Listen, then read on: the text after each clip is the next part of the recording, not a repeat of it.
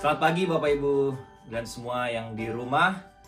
Doa saya dan Ibu Sarah, semua kita hari ini tetap sehat dan dalam perlindungan Tuhan.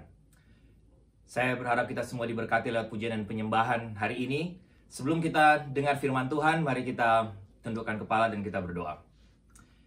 Tuhan, terima kasih untuk hari ini lagi, walaupun kami hanya bisa beribadah lewat online, secara online, tapi hamba berdoa kiranya melalui ibadah ini, melalui pujian dan penyembahan, melalui firman Tuhan, sekali lagi kami semua dikuatkan oleh Tuhan, kami semua diberkati oleh Tuhan, secara khusus di tengah situasi global pandemic di mana coronavirus sedang menyebar di mana-mana begitu cepat, begitu pesat. Hamba berdoa kiranya firman Tuhan yang telah memberkati hamba secara pribadi, yang akan hamba siarkan hari ini, sekali lagi memberikan kekuatan baru buat kami semua. Terima kasih Tuhan, berfirmanlah, bersabdalah, karena kami sudah siap untuk mendengarkan firman-Mu. Dalam nama Tuhan Yesus kami berdoa. Amin. Bapak Ibu, sekali lagi selamat kita ketemu, walaupun lewat online, lewat screen, tapi doa saya tidak mengurangi berkat Tuhan, tidak mengurangi kita semua bisa menikmati lawatan Tuhan. Masuk dalam minggu kedua, di mana isu coronavirus masih terus berlanjut, menyebar dengan begitu cepat. Saya ingin menyampaikan firman Tuhan dengan satu tema kekristenan dan coronavirus. Dengan subtema, jangan khawatir, jangan cemas, carilah dahulu kerajaan Allah. Dari Injil Matius pasal 6, ayat 25 sampai ayatnya 34. Saya akan bacakan buat Bapak Ibu Saudara.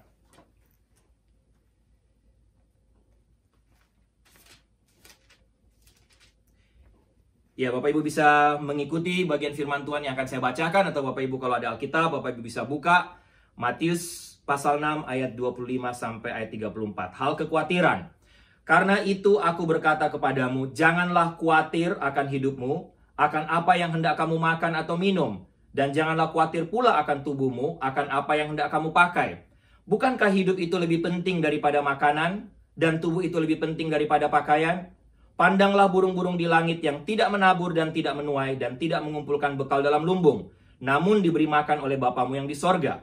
Bukankah kamu jauh melebihi burung-burung itu?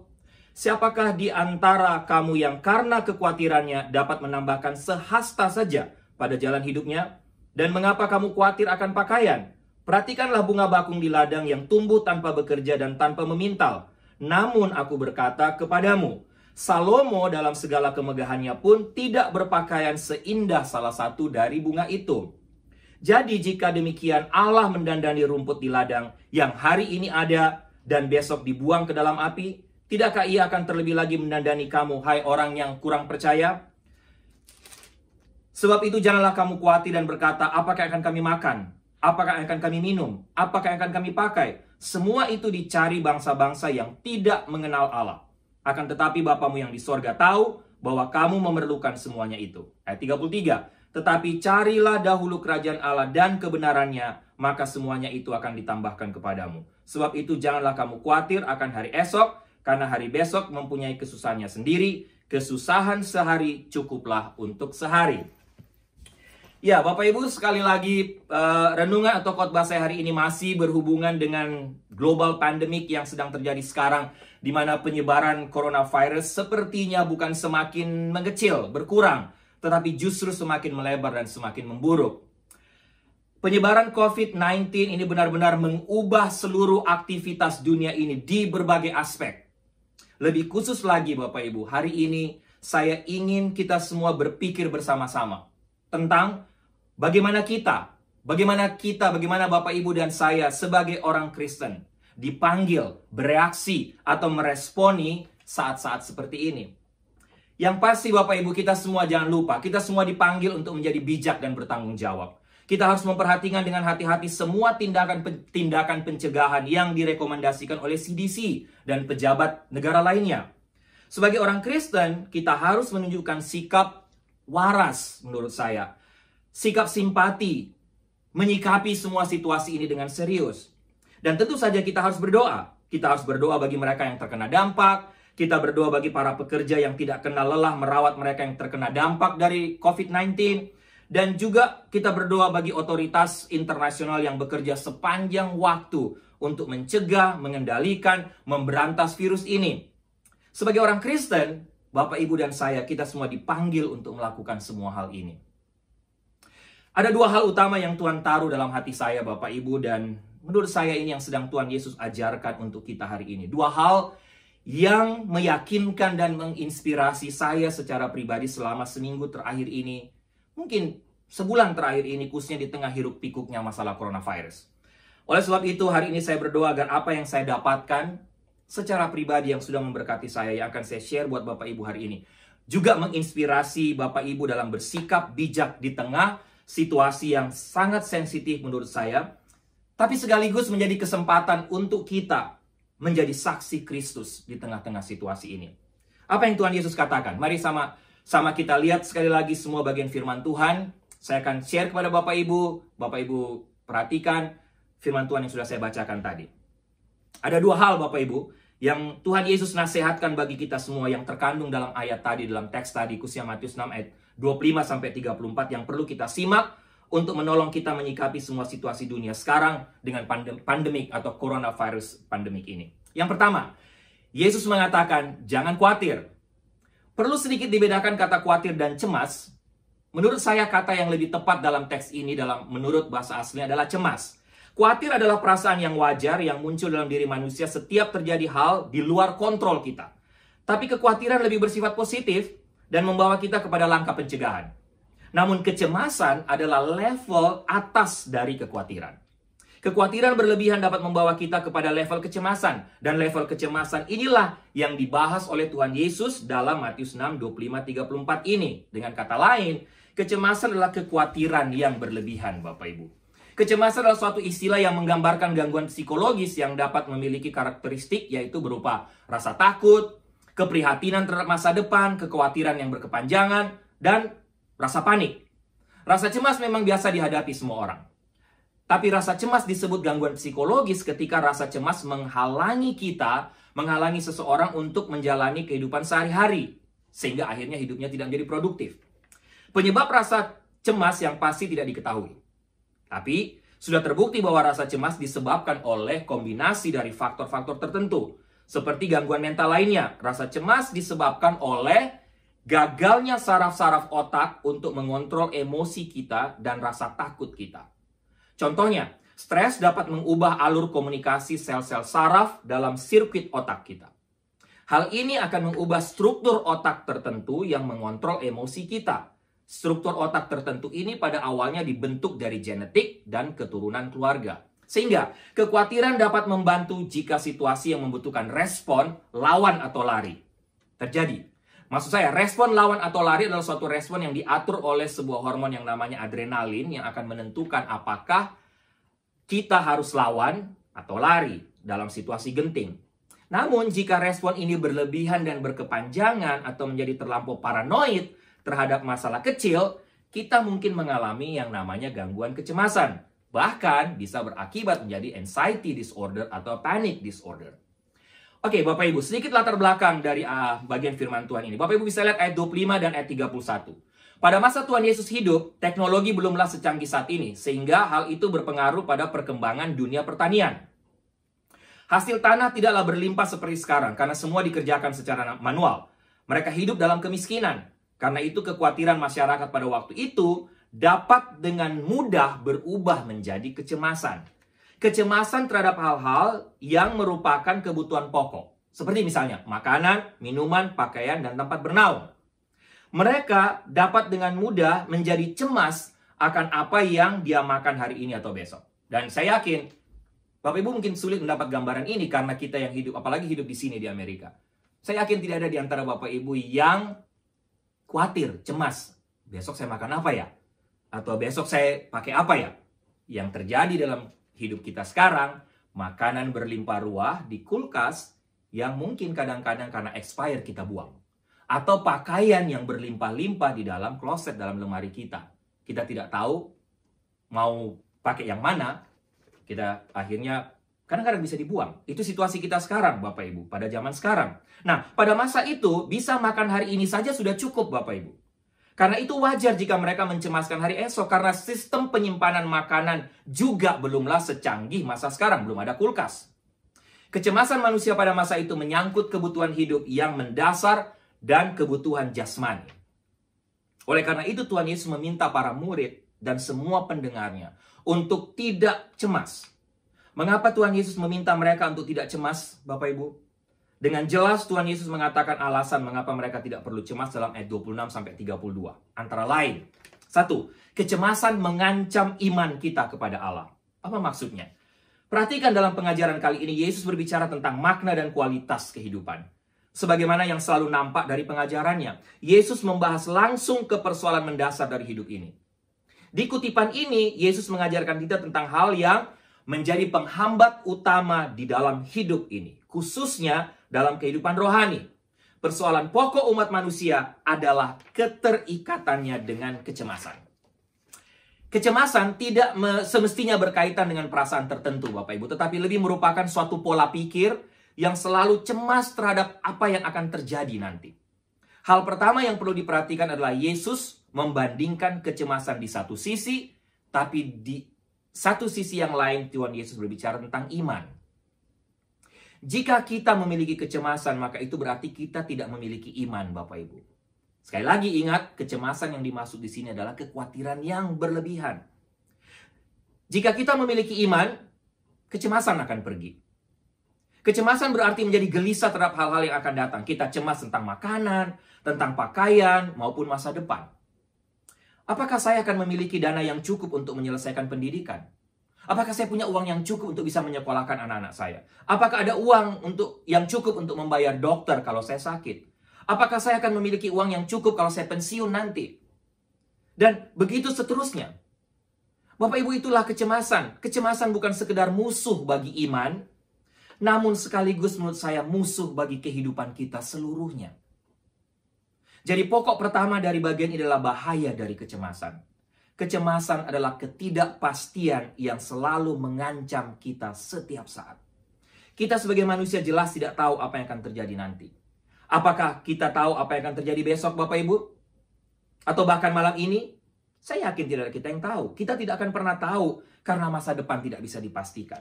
Jadi kita selalu dicengkram oleh rasa ketidakpastian. Dan ketidakpastian selalu berakibat rasa tidak aman. Dan rasa tidak aman selalu berakibat kepada kecemasan.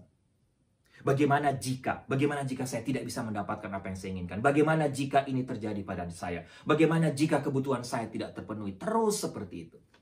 Jadi apa yang Yesus lakukan, Bapak Ibu?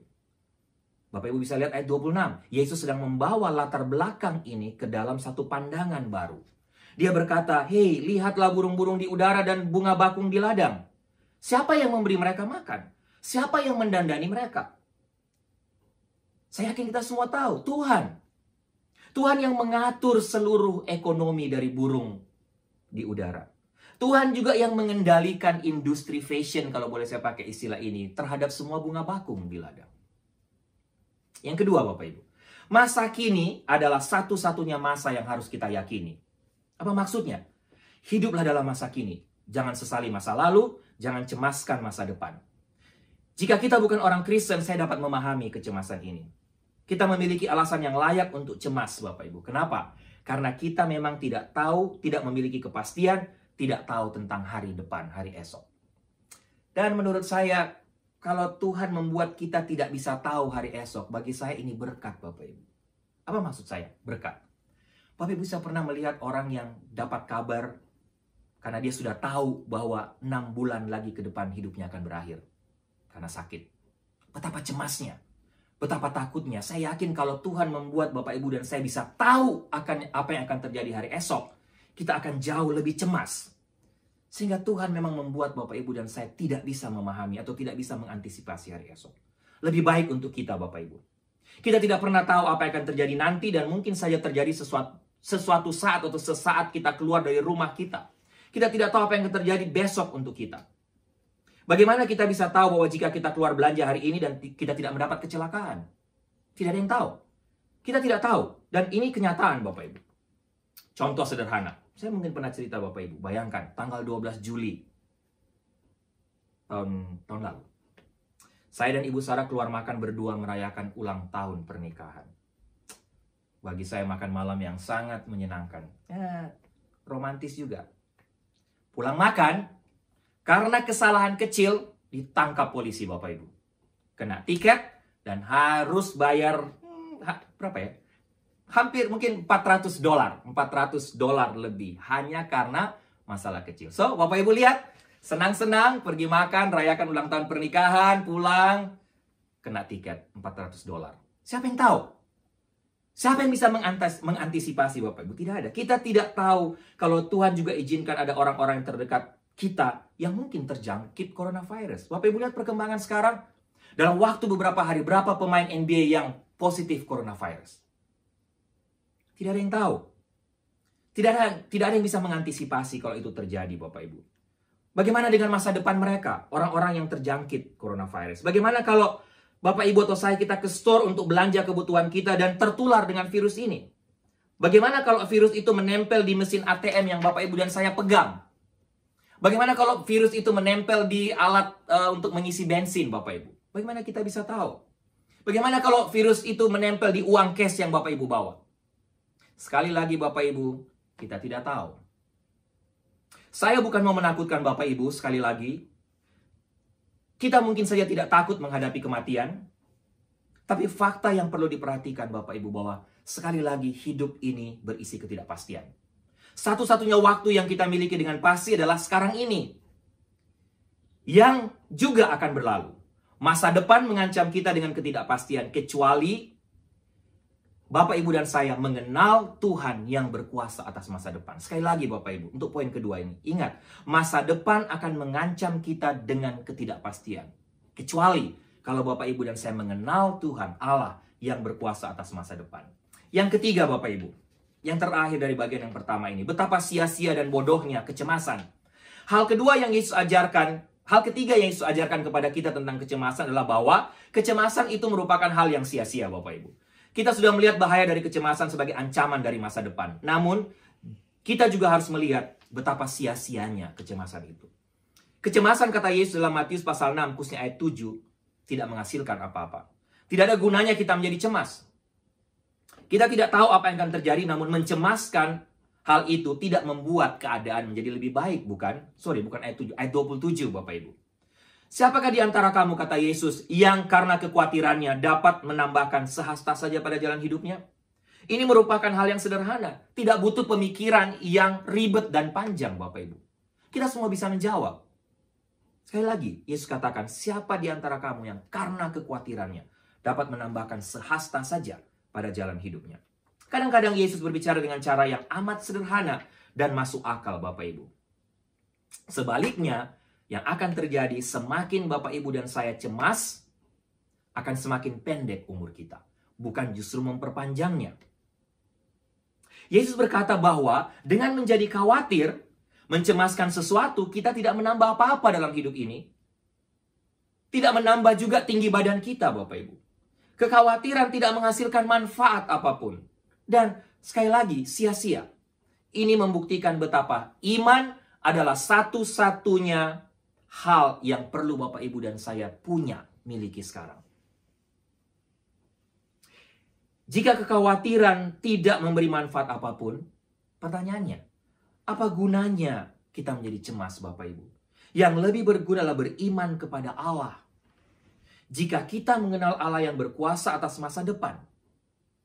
Namun hal yang aneh mengenai kekhawatiran adalah, sekalipun kita memahami bahwa hal itu tidak baik, tidak berguna dan sia-sia, kita tetap saja cemas. Betul Bapak Ibu? Kita tetap cemas, dan cemas. Nah, hal berikut yang perlu kita lihat adalah bukan saja kecemasan itu tidak bermanfaat Bapak Ibu. Kita juga harus memahami betapa bodohnya kecemasan itu. Bukan saja tidak berguna. Menjadi cemas sangat bodoh. Yesus sendiri yang menyatakan hal ini di bagian akhir, Bapak Ibu, bukan saya. Dari pengajarannya tentang kekhawatiran, yaitu sangat bodoh jika kita memang terus hidup dalam kekhawatiran, dalam rasa cemas. Seperti kita sedang memborong atau membawa dua beban secara bersamaan Bapak Ibu. Kita sedang menghadapi persoalan hari ini. Maksud saya dua beban, maksudnya begini. Kita sedang menghadapi persoalan hari ini, betul? Dan persoalan hari ini saja saya yakin belum cukup. Lalu kita mencoba untuk menambahkan lagi persoalan hari esok. Itu yang saya maksud tadi. Kalau cemas, kita seolah-olah sedang membawa dua beban ganda atau dua beban dalam hidup kita. Dan di sini Yesus berkata, bukankah kesusahan hari ini cukup? Tidakkah kesusahan yang kamu alami hari ini sudah cukup sehingga kamu perlu menambahkan lagi kesusahan hari esok? Di sini kita dapat melihat betapa bodohnya jika kita coba berperang langsung di dua medan peperangan, Bapak Ibu. Saya ingat, saya pernah baca Hitler, kita semua tahu Hitler. Hitler sering berkata, jangan berperang di dua medan peperangan. Orang yang bodoh, kata Hitler, melakukan hal yang tepat seperti apa yang dia larang. Di bukunya yang berjudul Mein Kampf, yang ditulis oleh Hitler, ia mengatakan bahwa suatu bangsa tidak boleh memasuki dua medan perang sekaligus. Ada orang yang pandai mengajar, tapi tidak tahu bagaimana menjalankan ajarannya sendiri. Ucapannya sangatlah bijak, namun tindakannya justru mengkhianati petuah yang keluar dari mulutnya sendiri. Kenapa? Hitler tidak sekedar memasuki dua medan perang, Bapak Ibu. Tapi malahan di banyak sekali medan perang yang akhirnya menjadi sumber kehancurannya sendiri. Hitler menulis jangan masuk dalam dua medan perang, tapi Hitler sendiri gagal. Karena dia bukan hanya masuk dalam dua medan perang, tapi lebih dari dua. Tapi menurut saya, Bapak Ibu, banyak sekali juga orang Kristen pada masa sekarang yang melakukan hal yang sama. Mereka memasuki medan perang hari ini, hari esok, bahkan hari yang sudah lalu. Kenangan akan masa lalu menghantui mereka. Ketidakpastian akan masa depan meresahkan mereka. Dan persoalan hari ini menggempur mereka. Bapak Ibu bisa bayangkan? 3 beban sekaligus. Hari masa lalu, hari ini, dan hari esok. Tidak heran Bapak Ibu jika kita melihat ada begitu banyak orang Kristen yang akhirnya kehilangan sukacita. Kenapa? Terlalu banyak beban. Mereka masih belum memperoleh pembebasan iman karena mereka belum merdeka. Bapak Ibu, sekali lagi, bukan berarti saya melarang Bapak Ibu untuk tidak membeli barang yang Bapak Ibu butuhkan selama masa lockdown atau selama masa safe at home ini. Bukan sama sekali. Menyiapkan makanan dan kebutuhan seisi rumah adalah tindakan yang sangat bijak. Tapi yang saya maksud adalah setelah kita membelinya, kita masih merasa cemas dan takut. Kita masih rasa takut kurang, kita takut barang yang kita beli expire, kita takut barang kita habis. Kita khawatir, kita cemas kalau barang yang sudah saya tumpuk di rumah juga tetap tidak cukup. Dan hanya berhenti sampai di situ saja. Bapak Ibu, akhirnya apa yang terjadi?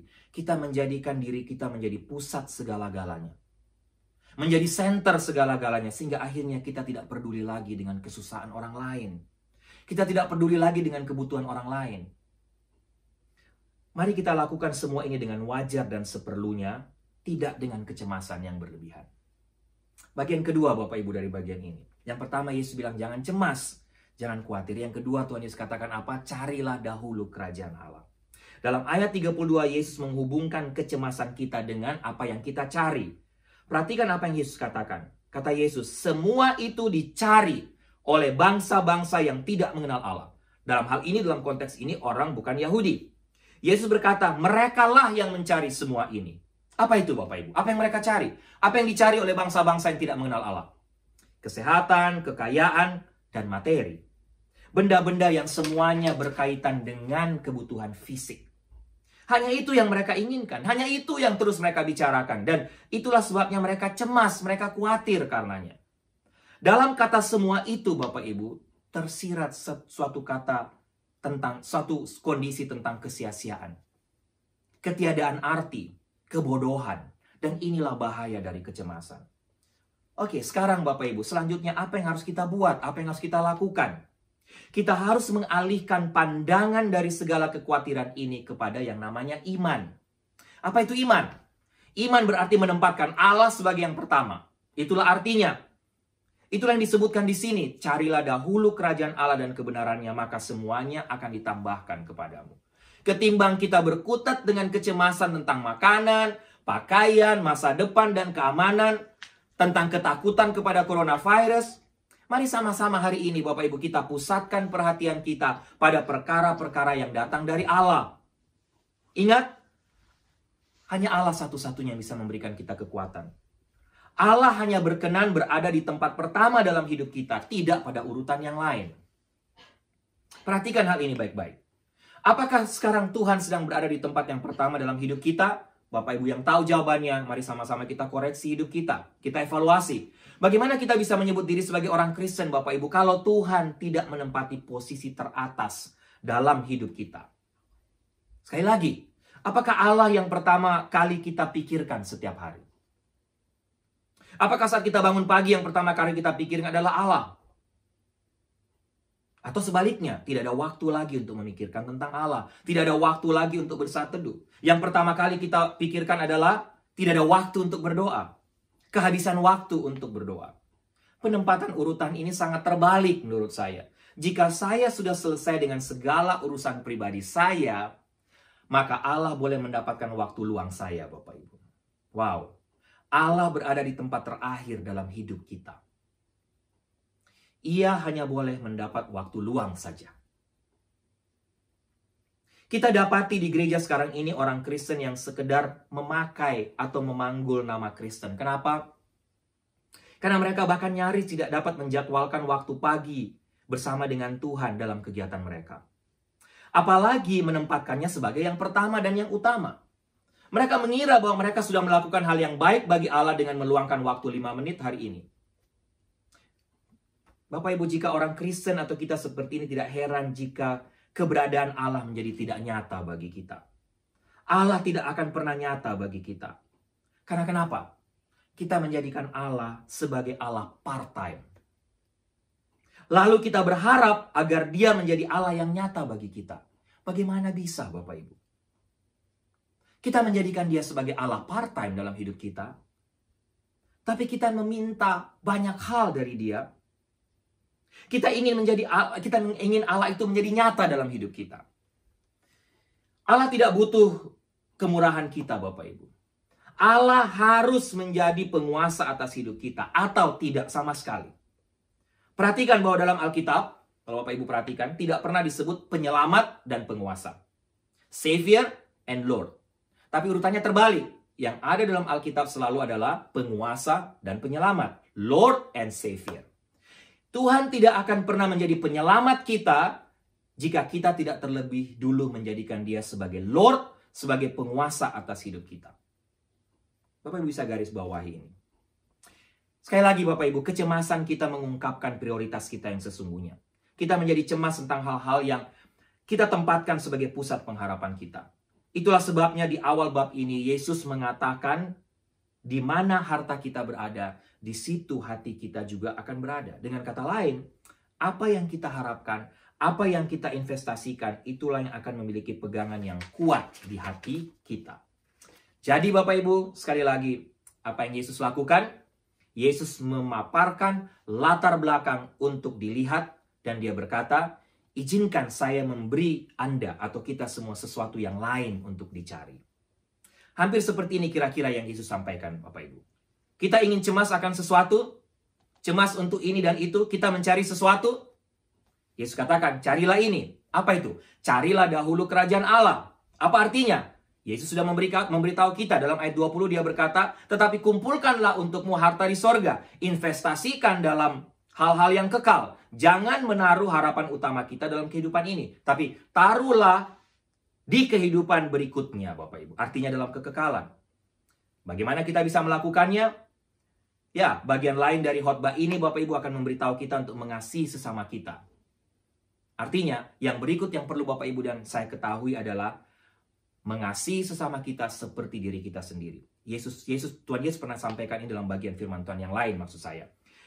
Mengasihi sesama seperti diri kita sendiri, bekerja lebih keras untuk memberikan pipi kita yang lain. Bapak Ibu ingat bagian firman Tuhan ini, diberikan pipi kiri, berikan pipi kanan, atau berikan pipi kanan, berikan pipi yang kiri. Bapak Ibu. Atau Tuhan Yesus juga berbicara memberikan luka kita kepada orang lain. Jadi Bapak Ibu,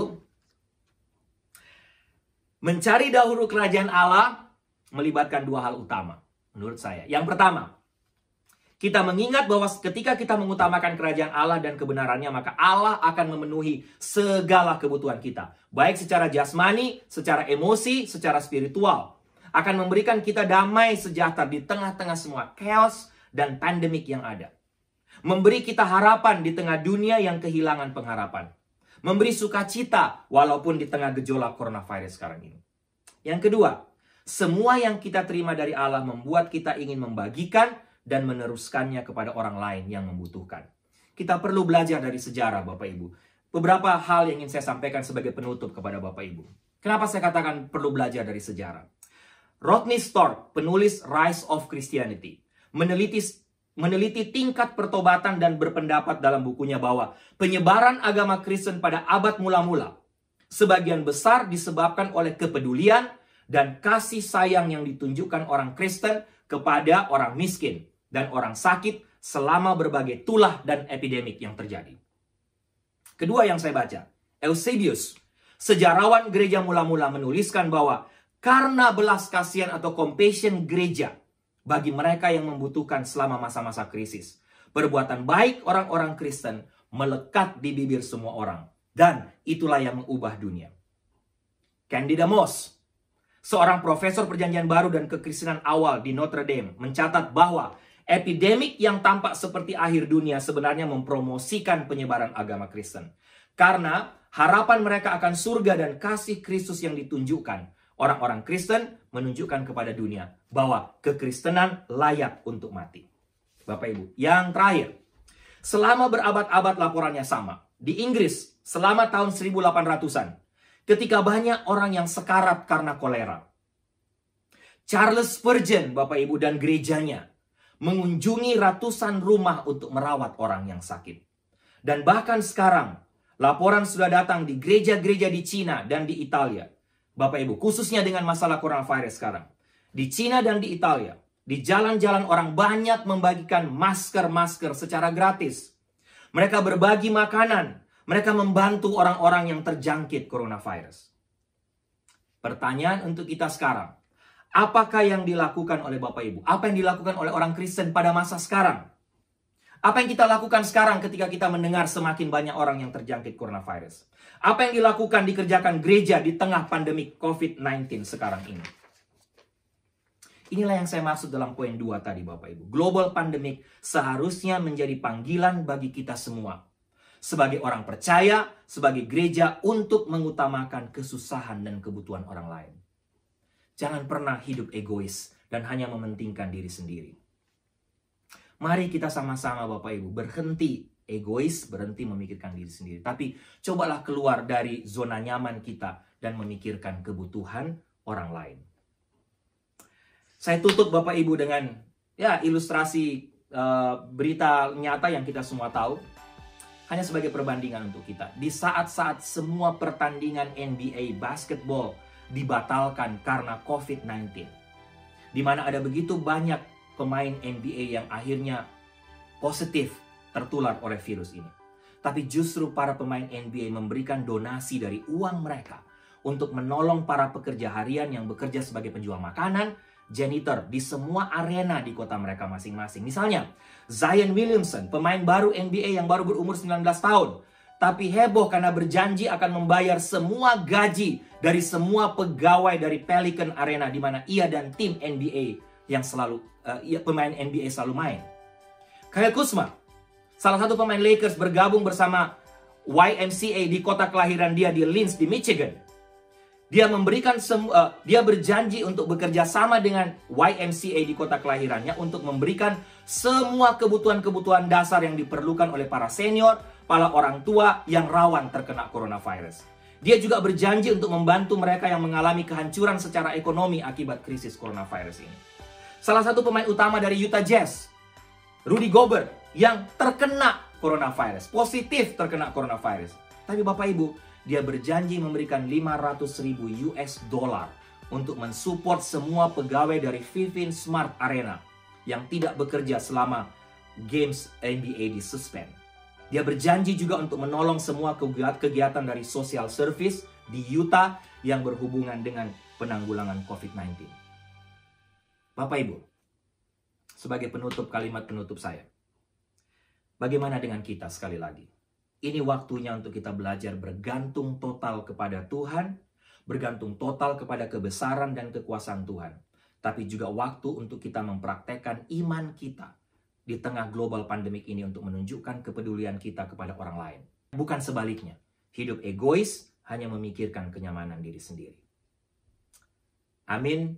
Tuhan memberkati Bapak Ibu, Tuhan menjaga kita semua. Mari kita berdoa. Tuhan, sekali lagi kami bersyukur, terima kasih walaupun kami hanya bisa beribadah di rumah. Kami bisa hanya mendengar firman Tuhan, menyembah Tuhan lewat online. Tapi hamba berdoa kiranya pujian penyembahan hari ini, kiranya firman Tuhan hari ini yang sudah menjadi berkat buat hamba, yang sudah hamba bagikan, sharekan kepada Bapak Ibu, bisa memberikan kekuatan lagi kepada Bapak Ibu, kepada kami semua, di tengah-tengah masa-masa sulit ini. Tidak hanya belajar bergantung total kepada kuasa Tuhan, tapi belajar juga untuk mempraktekkan iman kami, untuk peduli terhadap kebutuhan orang lain. Terima kasih Tuhan. Syukur untuk firman-Mu. Dalam nama Tuhan Yesus kami berdoa. Amin.